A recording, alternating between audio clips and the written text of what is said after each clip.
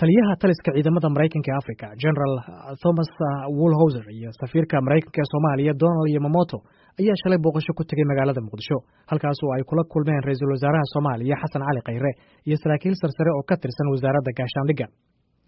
wadahadallada waxaa xudun u ahaa horumarka ilaa iyo hadda laga gaaray howlgallada Mareykanka uu ka wado Soomaaliya ee uu ku caawiyo dagaalka ciidamada militariga Soomaaliya iyo kuwa AMISOM ay kula jiraan maleeshiyada ururka Al-Shabaab. kaalmada dhinaca ammaanka ee Mareykanku u fidiyo Soomaaliya waa muhiim wuxuuna qayb ka yahay dadaalada aan kula shaqaynayno dadka Soomaaliyeed iyo dowladooda si loo helo nabad iyo xasilooni ka aslaaxda guud ahaan gobolka. nabadda iyo xasiloonida Soomaaliya waxay nolol macne tahay nabad ka dhalata gobolka oo dhan.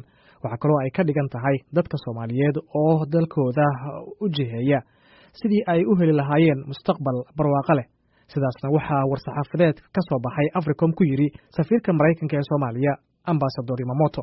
war-saxaafadeedka ayaa sidoo kale lagu yiri dowladda Soomaaliya waxay gaartay horumar tartiib ah guulaha ammaanka ee la gaaray ayaana horseeday horumar siyaasadeed dhowrkii sannadood ee la soo dhaafay. war-saxaafadeedka Mareykanka ayaa intaasi ku daray in ciidamada ammaanka ee Soomaaliya iyo saaxiibadooda oo iskaashanaya ay sii wadayaan cadaadiska ay ku hayaan shabakadaha argagixisada ee Soomaaliya si fursado loogu abuuro horumar siyaasadeed iyo mid dhaqaale.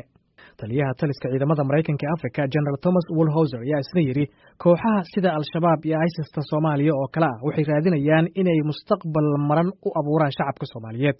sidaa daraaddeed abuurista deegaan nabdoon oo xasiloon waxay awood u siinaysaa shacabka Soomaaliyeed iyo dowladooda inay ka shaqeeyaan horumarinta dhaqaalaha iyo fursadaha nololeed. waxa uu sheegay in ciidamada Soomaaliya iyo ciidamada kale ay wada howlgalaan ay hadda ku sugan yihiin deegaano ay horay argagixisadu dadka ugu dhibaateyn jirtay. waxa uu sheegay in howlgallada noocan ee ay hogaaminayso dowladda Soomaaliya ay horseedayaan in shacabka laga dulqaado dhibaatada iyo jajuubka Al-Shabaab dhaqaale iyo nololna loo abuuro. waxa uu tusaale u soo qaatay in ciidamada Soomaaliya ay dhowaan xoreeyeen daanta koonfureed ee webiga Shabeelle gaar ahaan deegaanka Bariire halkaasna ay saldhig xooggan ka samaysteen. waxaana uu intaa ku daray in howlgalkaasi uu qayb ka yahay howlgallo xiriira oo la doonayo in Al-Shabaab looga saaro meelaha ay ku xooggan yihiin. waxa uu sheegay General Woolhouse in ciidamada Mareykanka ay ka go'an tahay inay sii wadaan howlgalladooda Soomaaliya.